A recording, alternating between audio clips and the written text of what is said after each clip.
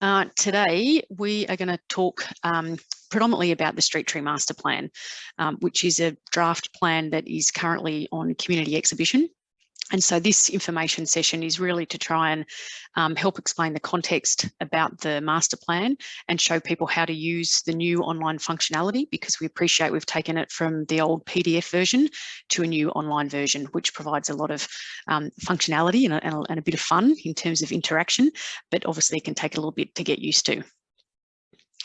First of all, I'd like to acknowledge the Gadigal people of the Eora Nation, who are the traditional custodians of the land on which we're meeting from, or which I'm on today, and also pay my respects to the elders past, present and future elders from any of the lands on which we're meeting today, and for any Indigenous people who are watching this presentation. So today, first of all, I'll give a quick overview of our urban forest, and then I'll move through to the Street Tree Master Plan, which is the primary component of this session. And if there's time at the end, we've got some other strategies that are out on exhibition. So I'll talk through our urban forest strategy at a very, very high level, and the story map that's available, and also our new draft tree species list that we've developed to accompany these documents. So our urban forest, it's made up of all of the different trees that are located throughout our city area. And so that includes trees in our streets, so just over 34,000 trees in our streets, trees in our parks, and an estimated 40,000 trees in private property. So the city has comprehensive maintenance and management programs in place for all of our trees in our streets and parks, and the properties that the city owns and manages. So that's our libraries and childcare centres. And then obviously we're the consent authority for any works that occurs in private land to those 40,000 trees. So the size of the overall forest is measured in terms of its canopy cover. And our canopy cover has grown from 15.5% in 2008 to 19.8% in 2022. So our target to increase canopy cover to 23% by 2030 and to 27% by 2050. So these targets are based on detailed analysis of the city's land use, and by land use we mean streets, parks, properties and the different types of properties, and the city's capacity to be able to meet those targets. We think that the targets are ambitious and challenging, but we're also confident that we'll be able to meet them because we're on track at the moment.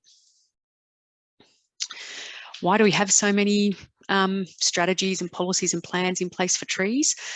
It's really because they're essential for our city in terms of the community's health and well-being. So throughout the world, cities are turning to trees as a solution for managing the risks of urban heat and climate change. Out of all of the natural disasters, heat waves has the greatest impact on public health. Having adequate tree canopy in your neighbourhood is also linked to improved mental and physical health outcomes. But there's also some challenges and risks. As the city grows and develops, there is increased competition for space. So trees must be seen as essential infrastructure to make sure that we retain them and have more of them, especially where we need it most. We're also faced with the changing climate, and our urban forests must adapt and change accordingly. Some trees may not be as reliable in the future as they have been, and so we must use the latest research to guide our management of tree species over the long term. And I'll discuss a little bit more of this later if there's time in our tree species list. In terms of the strategic context, most of our documents sit, or policy procedures sit underneath the Greening Sydney strategy. That's the high-level strategy for all of the green components in the landscape and all of the projects and programs that are related to that. It includes the ambitious targets for the greening and the canopy cover, and our Greening Sydney strategy was adopted in mid-2021, and it included the overall target of 40% green cover, including 27% canopy cover by 2050. So you can see here, after the Greening Sydney strategy, underneath the urban forest portfolio, we have the urban forest strategy, the tree management and donation policy, the Street Tree Master Plan, and all of those three documents are currently open for community comment. Then we have our register of significant trees and our tree management plans for key parks. So the Street Tree Master Plan nominates the species of tree planted in each street, and that will be the focus of today's session. So we've had the street tree master plan in place, this last master plan in place for 10 years, and previous iterations before that. And it was time for us to undertake a comprehensive review of the master plan, reviewing the existing tree performance and using new species to guide our decision making. The street tree master plan is about future tree planting for when a tree eventually needs replacing. We'll replace it with a tree in accordance with this plan. Importantly, we won't be removing healthy trees to plant a tree because it doesn't align with this plan. So it may take many years before we start to see some of those changes. And the importance of the plan is that we need to plan for the future and provide all stakeholders with some certainty on what will be planted in each street so that stock can be grown, it can be secured, stock can be secured, and we can have a really robust tree management planting program in place. So in undertaking the review of the master plan, the key objectives were to increase canopy cover and promote the establishment of attractive, resilient and well-shaded streets, develop a palette of reliable street tree species that's well suited to the street environment and are likely to thrive into the future, draw on Indigenous knowledge and increase the use of locally Indigenous species, improve the biodiversity of our streets and increase habitat for native fauna, improve the health and well-being of the community by creating streets that promote and support active transport and social interaction, inform and direct a consistent and effective approach to tree planting in streets, ensuring the right tree for the right place, increase flexibility for the species and locations, with species nominated for footpaths, constrained locations where a smaller tree would be more suited, and for the planting in road in traffic islands and median strips, noting that this is more subject to detailed site assessment and design at a later point. And then the big one as well was shifting the PDF to an online interactive plan. And the image that you can see there is from the current or the old master plan in terms of what we had for the PDF, and we'll be talking through what we're proposing in the new plan. And it just really is important to highlight that it is about a future plan. And tree removal will only be happening gradually. So as existing trees need to be replaced, it'll happen in accordance with this plan, but the city views tree removal as a last resort option.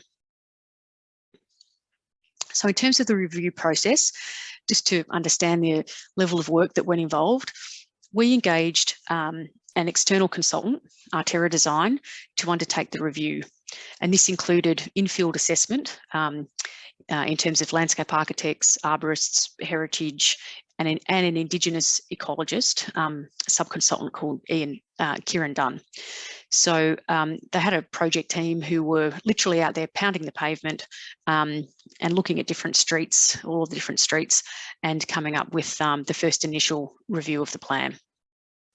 Then the city undertook its review, looking at their recommendations, and with our expert knowledge and understanding of having maintained those trees. And through that process, we then looked at the community feedback that came in. So that was another layer. So we did the early community engagement back in the middle of this year. So throughout July and August in 2022.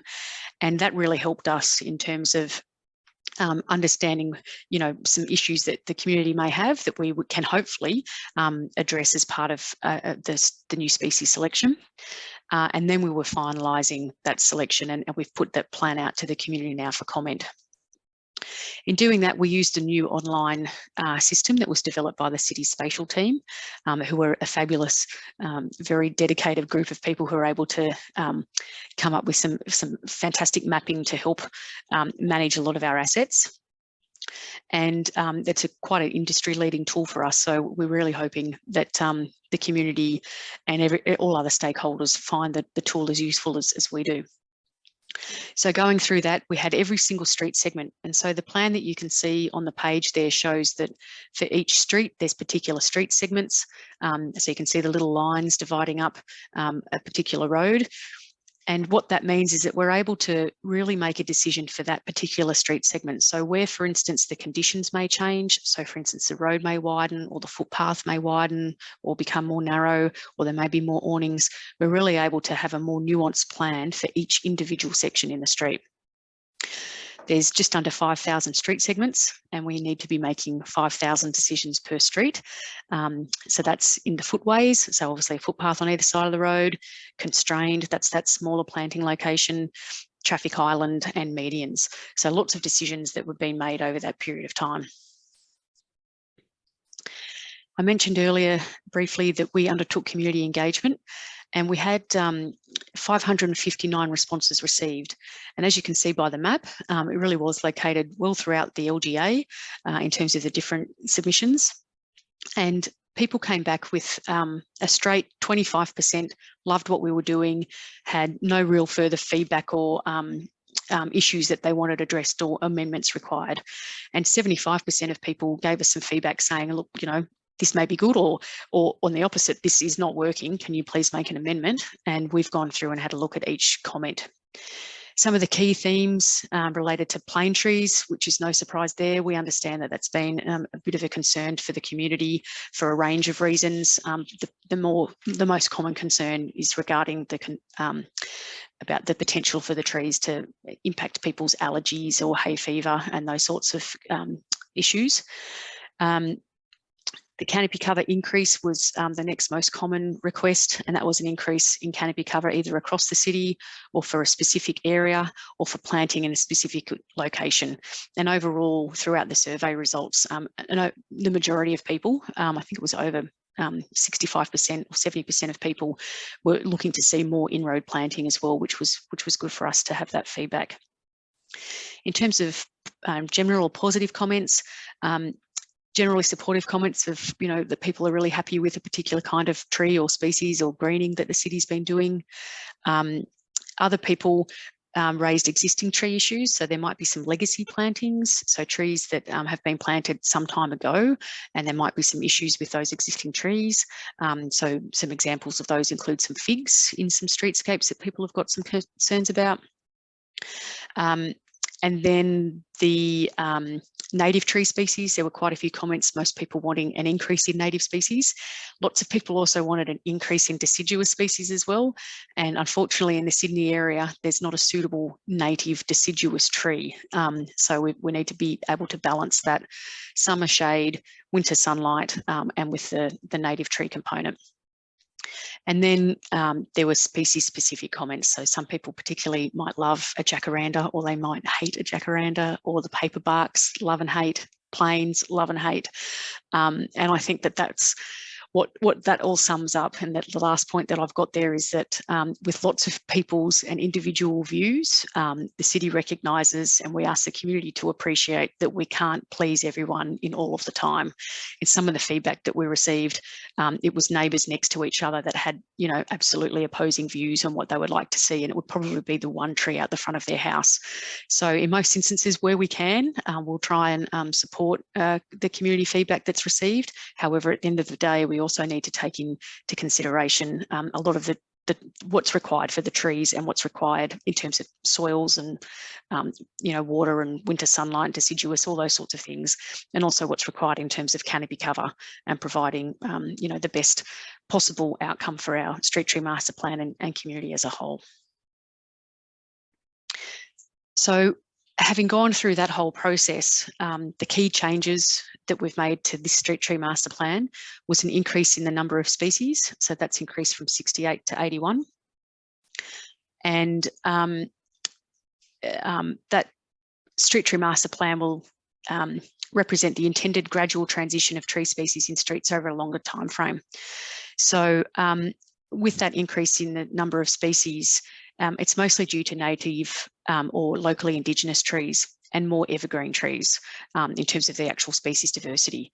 So there's been a significant increase in that locally Indigenous tree component, and where we've tried to locate them across the LGA. An analysis of the proportional use of these species within the street tree master plan shows that the 2022 master plan, so this current version we've got an exhibition, has a greater swing towards locally Indigenous trees with less use of exotic and deciduous. So we've taken on board the community feedback and really tried to focus deciduous species where they're needed most. We've continued to have the streets with mixed evergreen and deciduous species, and that's to achieve that improved solar access, as I've mentioned. Overall, our species diversity index has increased. I know that might not mean much to people listening to this, but we're able to measure the species diversity as an overall species richness and evenness across the city. And we're really pleased to say that once we completed the modelling, that our diversity has increased. The diversity index has increased. So that's a good result there. About half of the streets have been changed. Some of those are quite substantial changes. So for a lot of people where we've been relying on plane trees, for example, in the past, there's changes where that may have gone to another deciduous species, or in some instances, we've changed them across to entirely native or indigenous species. So some of them are quite considerable changes, and in other instances, it might just be a slight tweak in a species where we can get something very similar, but with a slightly better result if we make a species change. And of course, the big one is the online interactive plan has been developed.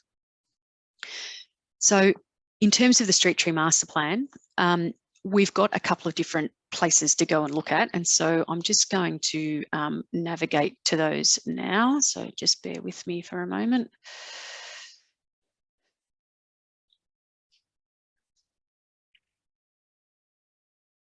Oh, sorry, excuse me.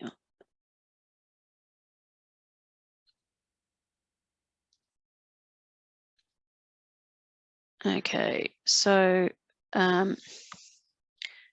sorry about that. That just isn't picking up my, let's see if I can do it that way. My latest screen to share.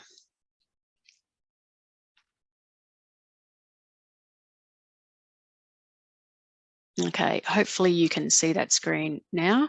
So this is the draft Street Tree Master Plan page on the city's website. And you can see through here, the plan now really is an online version. So all of the information is available here in terms of navigating through our approach. And you can see here in terms of the supporting information, you can navigate quickly to learning how to use the plan, why we need the plan, the street tree selection, planting and arrangements, the master plan outcomes, precincts and technical guidelines. So there's a lot of information. I'll come back to this online interactive plan in a moment. There's a lot of information that talks through how we have come to this kind of plan, and you can very quickly navigate to that through these chapters on the side in terms of you know, how things have been developed. So we've tried to make this as user-friendly as possible so that you can delve into it with as much depth as you would like, or minimal if you just want to be scooting through the different headings. But if you've got a particular curiosity about the pollution tolerance, for instance, you can dive in there and read a little bit more about it. The other key information that we have on this plan is some technical guidelines. And so these guidelines are what we really use for planting trees in our streets. So particularly if you're dealing with trees in the public domain, you can come through in here and have a look at the technical guidelines, including what is most important for a lot of people is the actual planting details. So that information is covered here on the city's website. We also have detailed information on precincts, which is available here, but I'll also show you how you can navigate to that information in the online version. So speaking of the online version, I'm going to move to that now.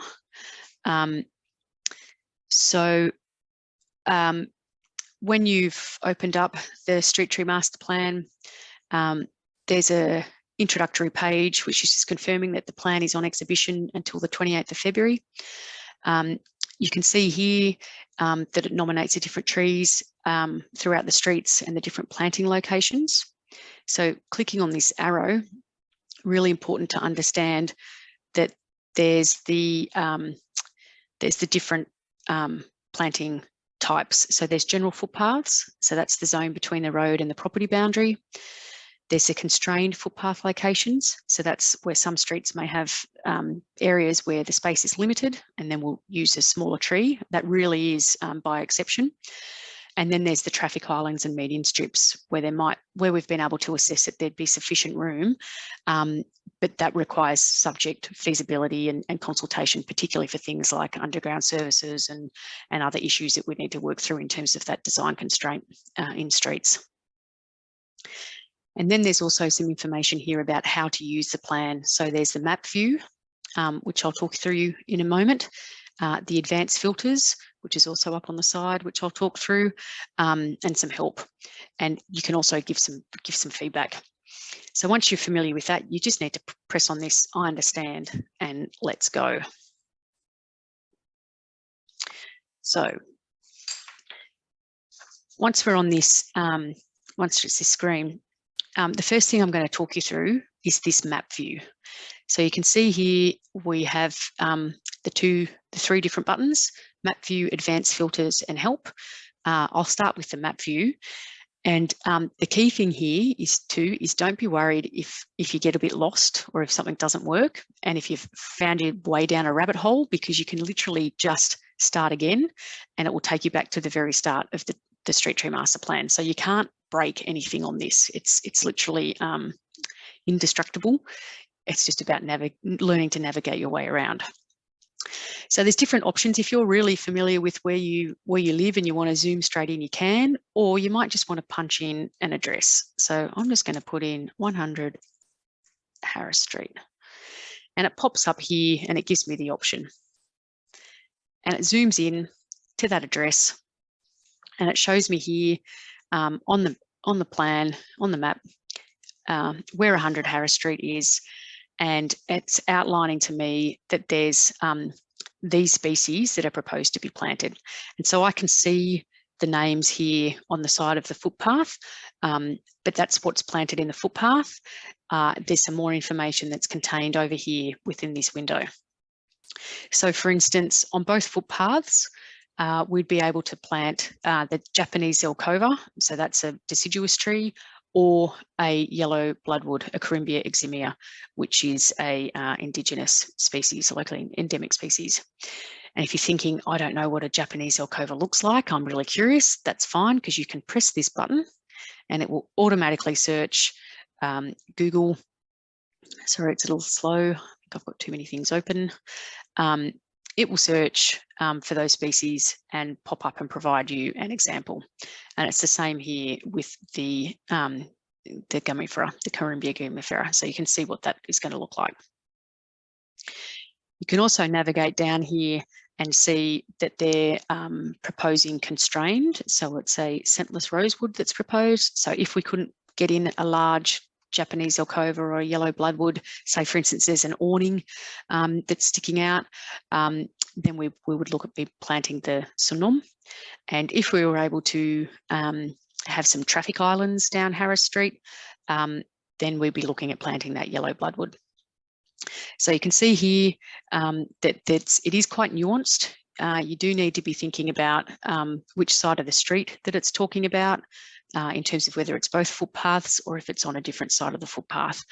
And as I mentioned before, there's different street segments, so it can potentially change as you move further down, but that's not the case here in Harris Street.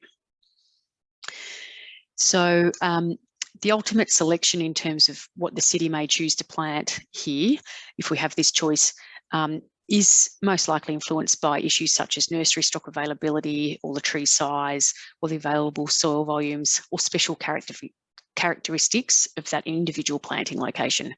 So we will be trying to make the best decision as we're looking in any particular themes in the street.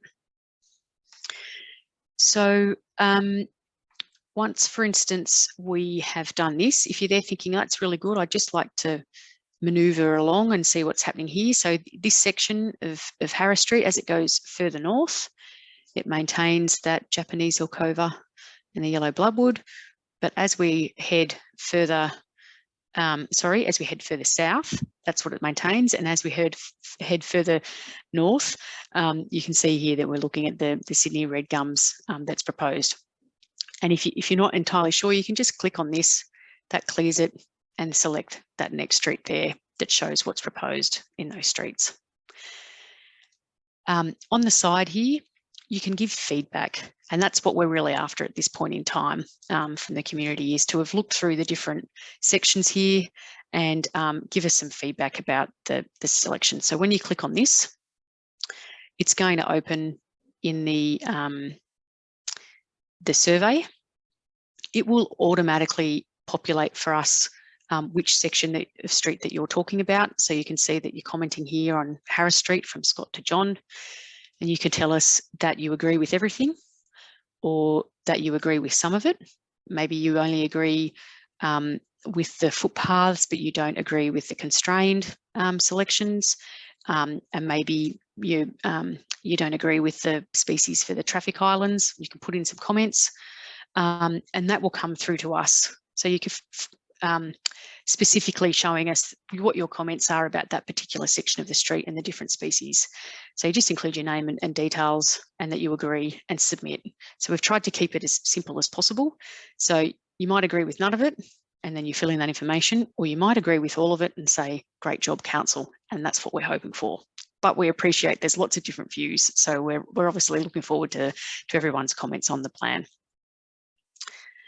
Navigating back here, so the other component is about the precinct, the planting precinct. So when we're considering what trees should be planted in a specific area, we do think about the actual area as a whole, so that there's some, good design principles and nuance to specific areas across the City of Sydney. So each street is nominated in a precinct, and where we go through and we think about what was the design character for the street, more importantly, what was the natural environment, and so what are these trees having to environments are these trees having to grow in to be able to thrive. So we comment about the natural environment, the built environment, and the existing trees and future tree planting, and that gives a good summary that's available there to talk that through. So that you've got some deeper understanding about how we may have come to make some of these decisions. So that's the key part there in terms of the this map view.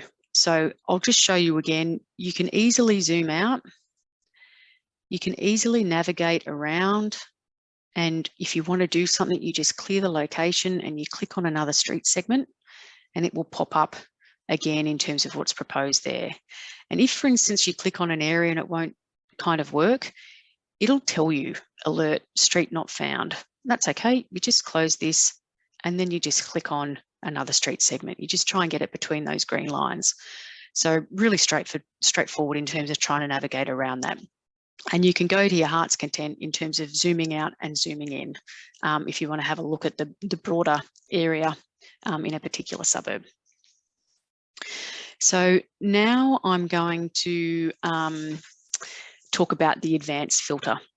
So if we're looking up the top here, we've got this map view.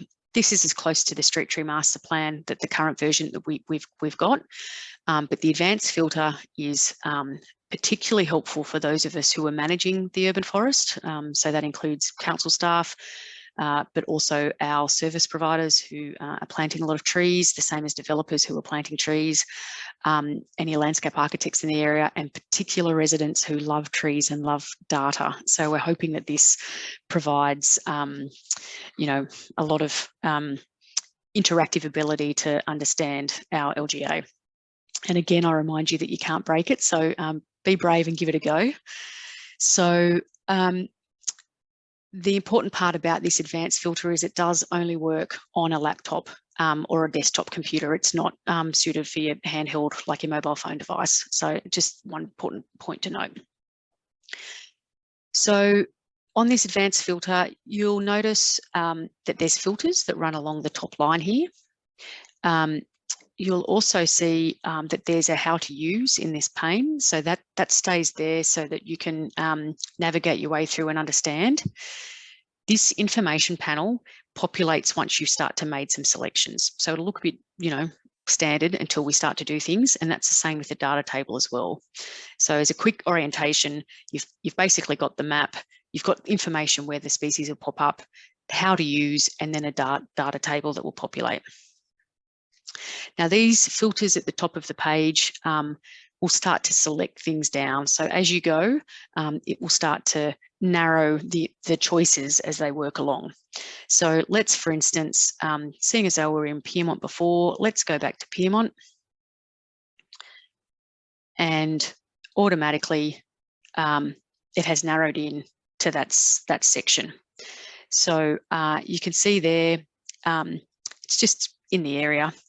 And you can say, okay, that's really good. Thanks for narrowing in on Pyrmont. I would like to really understand what's happening there. And I can just draw a rectangle around that area because it's all been selected.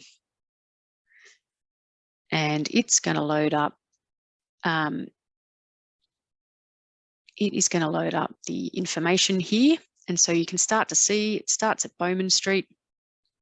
And you can make these larger too. So you can just click on these little arrows in the corner, so the little expand and collapse. So you can see here it started with Bowman Street and it's given that same information that we looked at before. And you can just scroll through and say, okay, well, after Bowman Street, so it's going to go through each street segment. So Bowman Street now from Harris to Point. And then it moves on to Bulwarra Road and then Saunders. So you can navigate through that way if you choose. You've also got this big table down here. So if you wanted to quickly look, if you're someone who is more spreadsheet minded, you may find that it's quite helpful here. It's all in alphabetical order, so that you can quickly go through and have a look and see what's proposed in all of those different streets as a quick overview.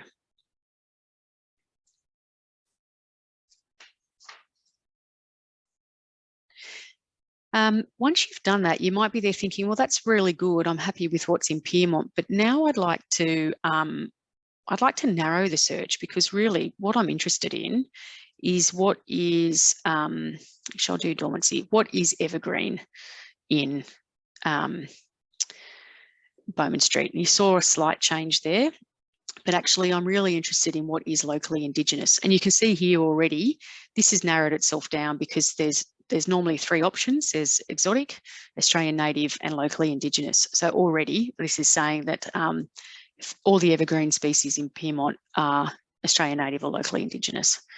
But we're just going to click on locally Indigenous because we want to narrow that search even further. And then that will start to, and we're just interested in what was going in the footpaths. So just in the general footpaths. Again, you can see that that's narrowed down even more. And then we're going to look at what species are proposed. And let's just say that lemon myrtles are my favourite tree.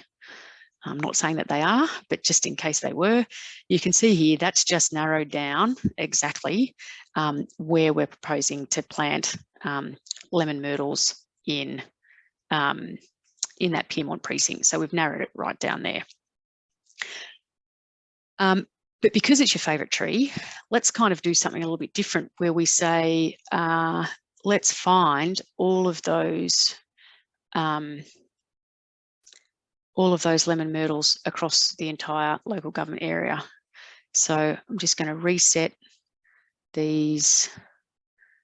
And I could have kept them on actually, but I've just reset the majority of those. But I've kept the common name as the lemon myrtle, and you can slightly see that this is starting to populate. And I'm just going to zoom in a little bit so that you can see that colour change a bit more. So you can see in all the different streets around here, so I'm going to clear that filter. You can see that all of these areas have been highlighted. All of these streets have been highlighted in the green of where we're proposing to plant those lemon myrtles.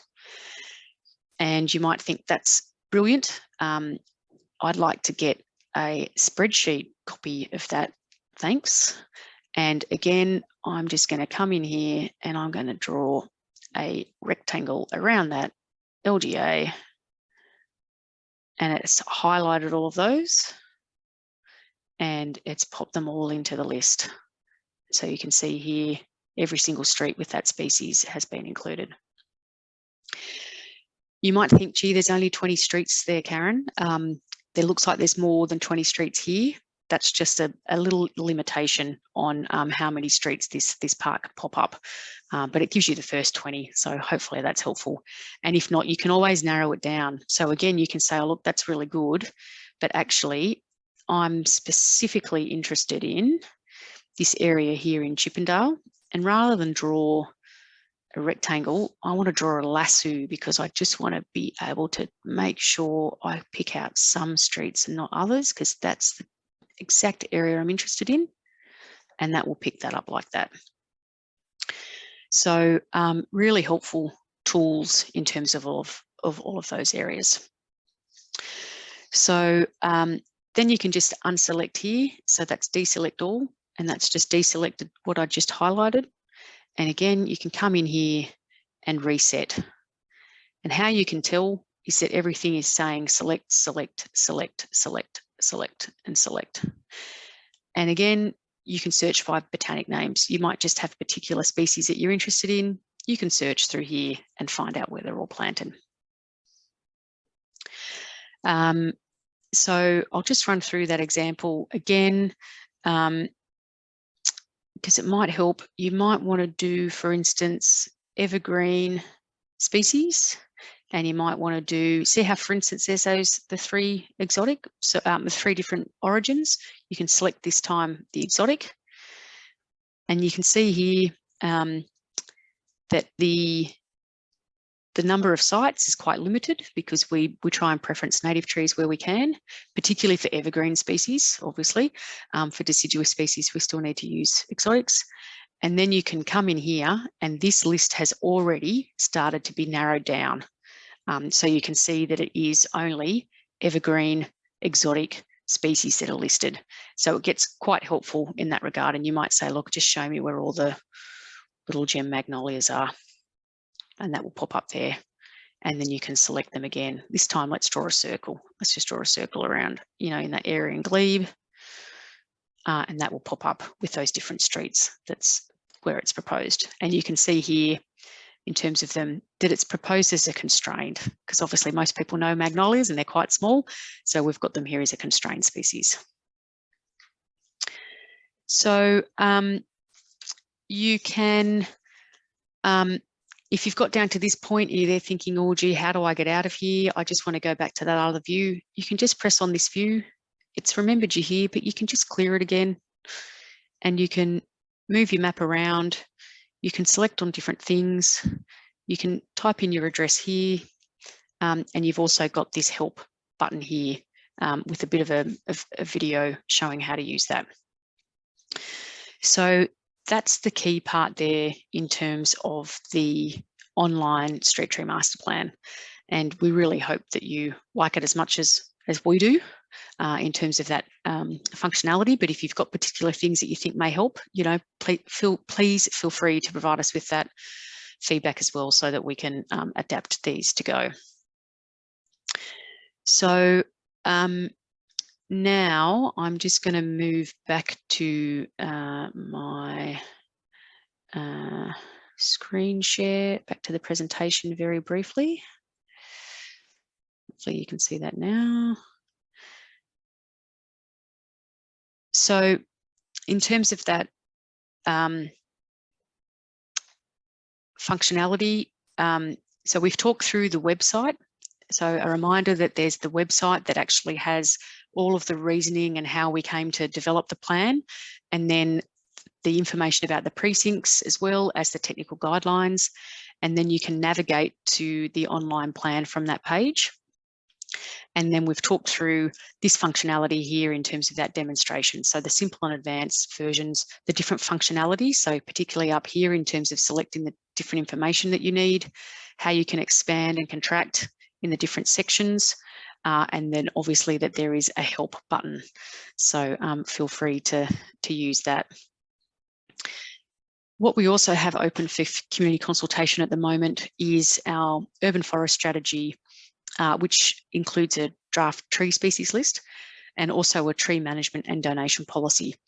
We appreciate that it's a lot of information going out at the one time, and some people may think that they can see the forest but not the trees, or they can see the trees and not the forest, and we understand that. It's a lot of information, but they're all actually quite interlinked.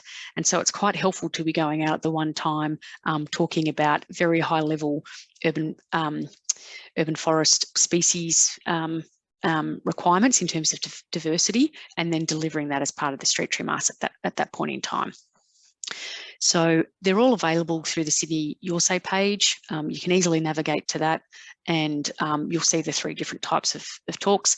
If you get a little bit lost in terms of not being 100% sure which one's which to provide the comment in, we just request you put in the comment as best as you can, and we'll try and interpret that and put it under the right policy if necessary. In terms of next steps, this exhibition period is going for basically 2.5 months, because obviously it's over the busy holiday season, and but we're hoping that as people have a bit more time and they come back in mid to late January, they'll have that time to review the different documents, provide us with the feedback, with the ending on the 28th of February. Then the city will go and review all of that feedback. That'll occur from March to April, and we then provide council with a recommendation. So we'll update the documents where we think that's appropriate to do so, and we make a recommendation to council to adopt their revised strategies and plans. That should be occurring around mid-2023. So there's lots to go. These decisions aren't set in stone, but they are definitely our best recommendation based on extensive review from independent consultants and also the city staff, and taking into consideration some community feedback that's come in along the way. Because we have, I'll just check, we've got a little bit of time. I'm just going to touch base on the online tools that we've got available. So you can see here we have an urban forest strategy, a story map, and also the species list. These are available through the community consultation. Sydney Your Say have Your Say, and I'll give a quick demonstration of those in a moment. In terms of the urban forest strategy, there's some key changes that's proposed in this strategy compared to the one that we adopted back in 2013, which are listed here. And the key parts being that we present more detailed breakdown of the land use to help prioritise and guide action towards achieving the canopy cover targets in our streets, parks and private property. We also have an increased focus on the integrated and coordinated approach to ensure that trees are always considered as an essential asset. We're aiming for an increased engagement and cooperation with other land managers, both within our area and those that share a border with us. So particularly places like Inner West, Woollahra, and some Randwick councils and Bayside councils. We're looking for new methods to engage with the community to help foster an understanding of the issues that's specific to their area, hence why we're having these community sessions as well. And finally, an increased focus on the resilience that the urban forest has to face with a changing climate. And with that discussion on resilience, it really is about through tree diversity. That includes age diversity, so in terms of managing our population as an urban forest with having not too many old or not too many young, so having a good balance of age classes through the trees, but particularly in terms of species choice. So it really is about managing the potential risk for acute or chronic issues in terms of the type of trees that we've got growing. And we really appreciate that the community is most interested in the type of tree planted in a local area, particularly what's out the front of their house. And they'll often request us to plant more of that species, more of a different species. And it's important that we balance that entire selection process for the entire forest. So at every opportunity, we'll try and give you information about the various issues that need to be managed and considered. And as we've aimed to increase the diversity of our forest, it's because a more diverse forest is more resilient to pest and disease outbreaks and to climate changes. So not just a few eggs in one basket, but we'll have more eggs in more baskets is the easiest way to kind of describe it. But in doing so, we need to ensure that each individual species is an appropriate choice in terms of its hardiness and resilience. So the trees that naturally grew in this area are adapted to the original natural environment, but unfortunately, some of them are not adapted to or not going to be able to thrive in the city that we have today or under that predicted future climate. And at the moment, the CSIRO have forecasted that Sydney's climate is going to be more like Grafton's, so that's in northern New South Wales by 2050. So longer heat waves, hotter days, more prolonged droughts, and a change in rainfall use. So very different to what we have currently. And so we always need to aim for achieving the right tree in the right place. And what is right depends on a range of the site-specific factors. So we kind of talked about that with the Street Tree Master Plan, where there might be some examples that there's a small-sized native rainforest tree that contribute to local habitat, or it might be a large growing European deciduous tree that provides that shade in the summer but lets the light into the terrace houses in the winter months. And it all depends on the location and the local priorities. But importantly, we can't arbitrarily limit our options, and so we really do have that balanced approach in terms of species selection. Our urban forest strategy talks really briefly, or it goes into detail about this, and I'll just cover it briefly here. When we've looked at our species diversity, there's two different ways of looking at it in some ways, which is that the number of trees that we have is shown here on the left-hand side of the screen.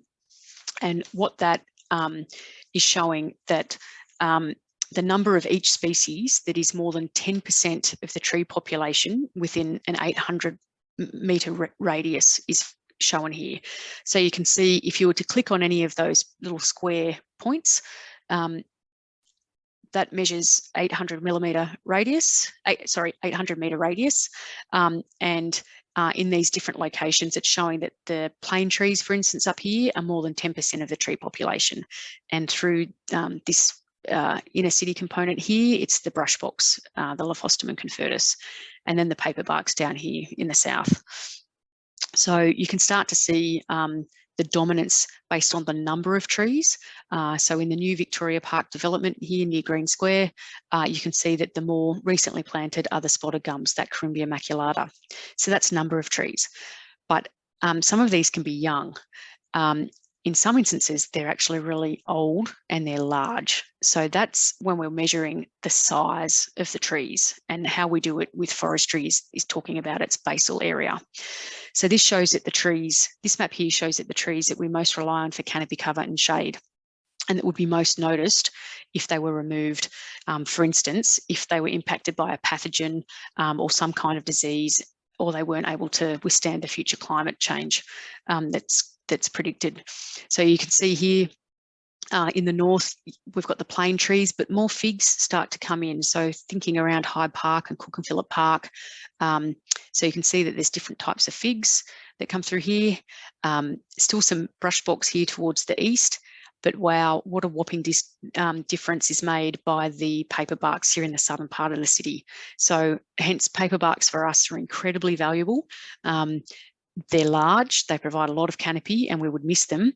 And there are species that aren't ideally suited in the long term, and that we're not planting as many of. So it is about managing that resilience. Just briefly, in terms of the tree species list, as I've mentioned, the forecast is likely for us to be like Grafton. And so we've come up with a list of species that will be able to thrive in that changed climate. And that's having heat, so high heat and drought as key considerations. And aside from drawing on the expertise of our internal staff and service providers, we also engaged an independent expert panel to help us develop this list. So that includes landscape architects, arborists, a climate specialist, and an Indigenous ecologist as well to help us with that. We also drew upon the research from the Which Plant Where project, where universities across Australia have researched species tolerance to various climatic conditions. So over 400 species were assessed, and 300 made the list, but with some limitations on usage for planting in specific sites. So for instance, whereas tree species that are drought sensitive may only be planted in a site that we're really confident is going to have access to water, like an irrigated, recycled irrigated water site. Importantly, this species list is not just about the street tree master plan. So this really is about having a list that can help guide people plant trees in their property, also for us in the streets and also in parks. So we made sure that the list had a good spread across the origin. So you can see here in terms of exotic, locally indigenous and native trees. In terms of the dormancy, so the majority of trees being evergreen, but a good range there in terms of deciduous in winter.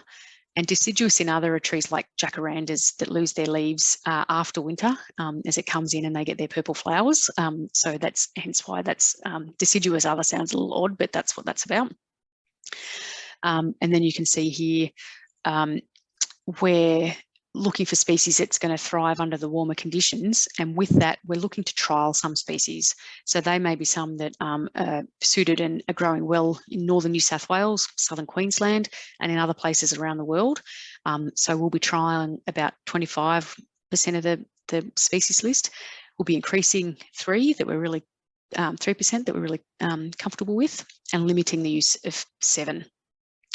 And with that, quick overview, the increased planting is the indigenous Corymbia gumifera and the Harpullia pendula, so red bloodwood and tulip woods. And in terms of the exotic deciduous species, we've got the Chinese rain tree and the hackberry, the non-weedy version of the hackberry.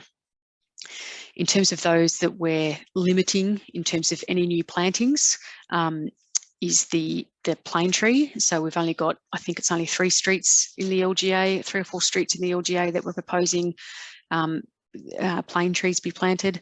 The paperbarks are also being limited due to some issues with how they're going to be able to thrive with the changing climate and with the impacts from myrtle rust. So unfortunately, there's a pathogen that impacts the paperbarks. So having had it so abundant in its usage in the southern half of the city and being prone to myrtle rust, it's really hard for the nurseries to supply this stock.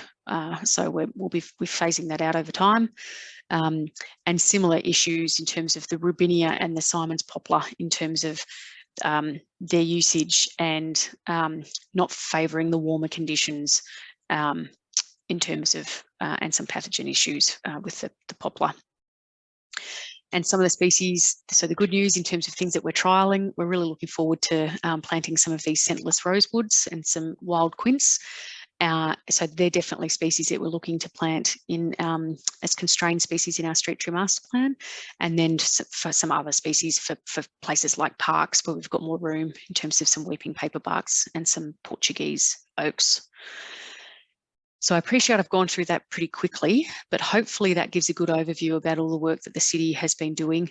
And just a reminder that the exhibition, it ends on the 28th of February. So you can provide feedback about those. I'll just quickly go in and show you the species list where you can navigate to find that. And then the city will be doing that review work up until that point in time and putting it back up to council for consideration. So hopefully this works. So we've been there on the Street Tree Master Plan page, and I'm just going to, sorry, I need that screen to disappear. You can see here in terms of the urban forest strategy, again, there's an online survey that's available. You can download the document here, but we also have a really helpful story map that goes through and describes all the different information. And if you want to dive into some species information in terms of what's the diversity look like in your area, I'd highly encourage you to come in and interact in this. This is a fabulous piece of work from our spatial team where you can literally click on an area and it will pop up and tell you the type of tree species that's in the age of the species and the type of species that's in your area. So there's a whole goodie bags of things in here. So encourage you to explore and play with that. The other bit of material that's available is our tree species list that I mentioned. Again, you can navigate through your Sydney Your Say page to find this. It opens up here with information that explains how we developed the report. It also explains the licensing arrangement. So if you're thinking of using this, I encourage you to review that licensing arrangement. And then you can actually go in and explore and filter through this.